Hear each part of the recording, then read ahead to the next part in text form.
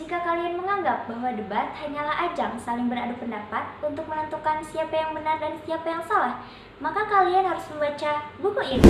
Halo Sobat Literasi, perkenalkan nama saya Zihan Febrian, saya berasal dari Sekolah SMK Negeri 3 Banjar.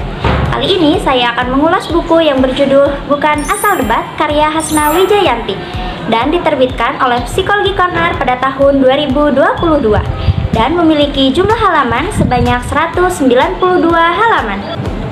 Nah, pasti teman-teman bertanya kan, kenapa sih saya harus memilih buku ini padahal masih banyak buku-buku lain yang bisa saya pilih. Jadi, saya memilih buku ini karena saya tertarik dengan buku ini.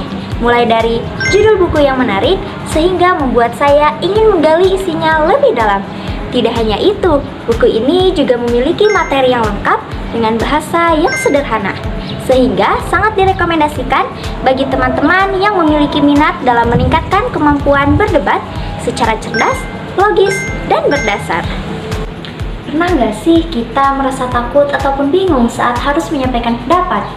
Nah, saya pernah mengikuti kompetisi debat. Saat itu saya bingung harus menyampaikan pendapat seperti apa dan bagaimana cara menghadapi lawan. Namun, setelah saya membaca buku ini, saya menyadari bahwa debat bukan hanya sekedar berbicara, tetapi juga membutuhkan fakta, data, logika, serta cara penyampaian yang baik. Di dalam buku ini juga penulis menjelaskan berbagai hal tentang debat, mulai dari pengertian, jenis-jenis, hingga unsur-unsur yang terdapat dalam debat. Penjelasannya disusun secara bertahap sehingga mudah dipahami. Berbagai contoh yang diberikan mampu membuat materi terasa lebih jelas dan mudah dipahami. Menurut saya, buku ini memiliki kelebihan yang membuatnya menarik untuk dibaca, yaitu cara penulis menyampaikan materinya.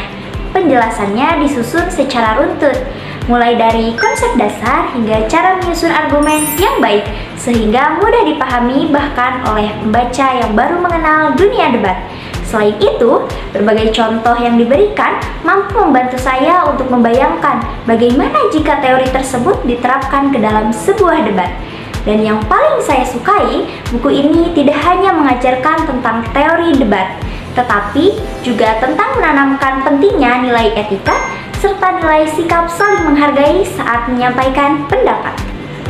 Di balik kelebihan tersebut, menurut saya ada beberapa hal yang masih harus dikembangkan. Saya berharap akan ada lebih banyak latihan ataupun studi kasus yang dapat langsung dicoba oleh pembaca. Dengan begitu, materi yang telah dipelajari akan lebih mudah dipahami serta diterapkan ke dalam situasi nyata. Namun, kekurangan tersebut tidak mengurangi nilai manfaat dari buku ini, karena buku ini sangat layak dijadikan referensi bagi siapa saja yang ingin belajar debat.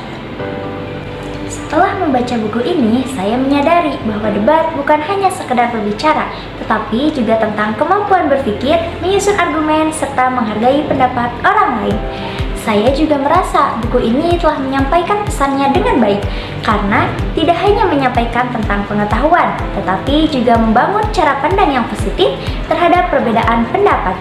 Melalui buku ini, saya belajar bahwa kemampuan berdebat merupakan seni keterampilan yang dapat dimiliki oleh siapa saja.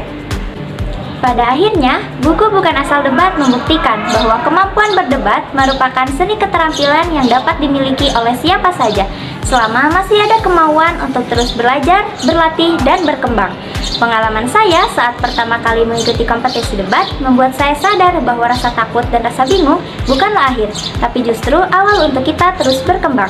Karena itu, saya sangat merekomendasikan buku ini sebagai bacaan yang bermanfaat, terutama bagi pelajar yang ingin memiliki minat dalam meningkatkan kemampuan berpikir kritis serta berkomunikasi yang baik. Terima kasih telah menyimak video resensi ini, semoga bermanfaat. Salam literasi.